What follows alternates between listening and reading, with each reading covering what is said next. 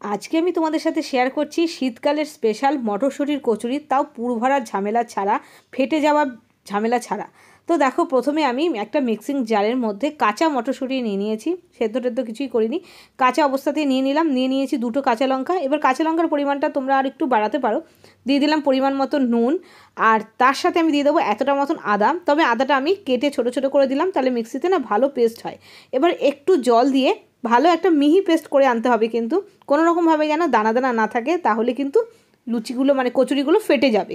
এবার আমি একটা বোলের মধ্যে নিয়ে নিয়েছি আটা আর ময়দা, তার মধ্যে এই মটরশুঁটির পেস্টটা দিয়ে দিলাম খানিকটা মতন হিং, তার সাথে দিয়ে দিলাম 1 চামচ মতন, 1 থেকে 1.5 চামচ মতন ভাজা জিরের গুঁড়ো, আর দিয়ে দিলাম সাদা তেল ময়মের জন্য।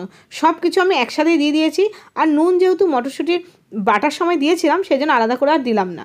এবার সব কিছু দিয়ে ময়দাটাকে প্রথমে ভালো করে মেখে নিতে হবে, তারপরে অল্প অল্প জল দিয়ে ভালো করে একটা ডো বানিয়ে 5 থেকে 7 মিনিট মতো রেস্টে রেখে দিয়েছিলাম। এবার রেস্টে রাখার পরে তারপরে দেখো ডোটা কতটা নরম হয়ে গেছে। এবার আমি আরেকটু মাখিয়ে তারপরে লেচি কেটে নিচ্ছি। তো এরকম লুচির মতন করেই করছি, মানে লুচির থেকে একটু বড় করে আমি বানাচ্ছি মানে লেচিগুলোকে। এইবার আমি বেলে নিচ্ছি, তেল দিয়েই বেলে নিচ্ছি।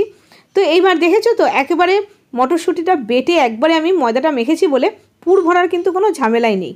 এবার একটু বড় বড় করে বেলে নিয়েছি, দেখো মোটামুটি অনেক কটা আমার বেলা হয়ে গেছে।